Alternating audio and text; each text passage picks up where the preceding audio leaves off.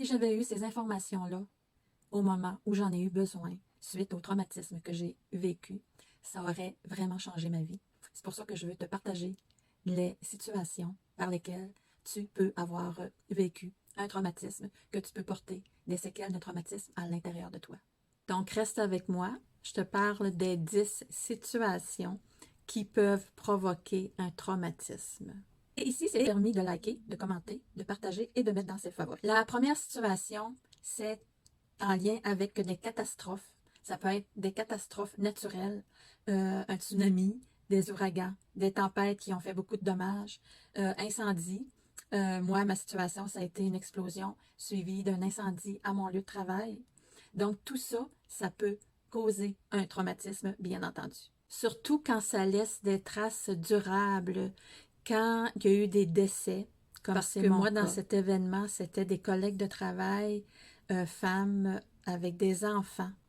Aussi, en étant une survivante, je me suis sentie longtemps coupable de moi avoir survécu à cet événement-là et pas mes collègues de travail. La deuxième situation, c'est par exemple la pandémie, parce qu'on sait que les dernières années ont laissé beaucoup de traces. Ça a été traumatisant pour beaucoup de personnes et quand on fait un recul, tout ce que ça peut avoir laissé comme situation traumatisante, c'est pas à négliger. Donc, ça fait partie des situations traumatisantes que peuvent vivre les personnes qui ont mal vécu cet épisode. La troisième situation, ce sont les accidents, bien entendu. Les accidents de voiture, on sait comment ça peut être traumatisant, seulement avoir un petit choc. Donc, imaginons, peut-être que c'est ton cas également, ou quelqu'un de tes proches, d'avoir vécu un accident de voiture, quelconque accident. C'est toujours traumatisant. On reste avec des flashbacks, avec des mémoires et des programmations de cet événement-là assez longtemps.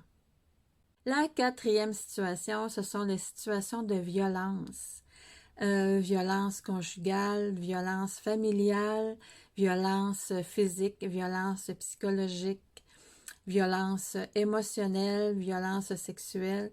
Donc, toute forme de violence peuvent laisser des traces traumatisantes en soi. Et ça peut vraiment laisser des effets profonds au niveau de la santé mentale. La cinquième situation, ce sont des expériences de guerre, des expériences de conflit. On sait, par exemple, les hommes qui ont fait la guerre et qui en sont revenus avec des traumatismes et quand on prend conscience que ça se répercute dans l'ADN et dans l'ADN des descendants. Donc, inconsciemment, des hommes qui ont fait la guerre et qui sont revenus, qui ont fait des enfants, ça s'est partagé, disons, dans l'ADN de ces descendants. Encore une fois, je le répète parce que c'est important. On pense vivre des situations, puis on ne sait pas d'où ça vient. Par exemple, des dépressions, idées suicidaires, un mal-être, des choses en lien avec la violence, avec la torture. Donc, ces hommes qui ont fait la guerre et qui en sont revenus, les descendants portent ces mémoires-là également, ces programmations-là dans leur ADN. Donc, c'est important au niveau énergétique de venir déloger tout ça. C'est ce qu'on appelle le transgénérationnel. La sixième situation, ce sont les situations de deuil, perdre des proches, perdre des parents, perdre des amis, même perdre un animal. Ça peut causer un grand deuil et ça peut être la cause d'un traumatisme également. La septième situation, ce sont les cas de maltraitance. On parle beaucoup de blessures émotionnelles, blessures d'abandon, rejet, humiliation, injustice et la maltraitance également, la négligence au niveau de l'enfance, ça cause un très grand traumatisme à plusieurs niveaux. Ça peut toucher plusieurs domaines également. La maltraitance physique, la maltraitance psychologique, la maltraitance sexuelle. Tout ça, ça peut avoir des conséquences très importantes une fois devenu adulte. La 8e situation, c'est de témoigner d'une situation traumatisante. Ça peut raviver des souvenirs et ça peut être, c'est peut-être pas pris en compte, mais ça peut être très traumatisant. La 9e situation, ce sont les expériences médicales traumatisantes. Ça peut être des interventions chirurgicales majeures, des diagnostics terrifiants, des traitements invasifs et particulièrement chez les enfants. Moi, je me souviens, j'ai des souvenirs quand j'étais hospitalisée dans mon enfance et ça revient de temps en temps.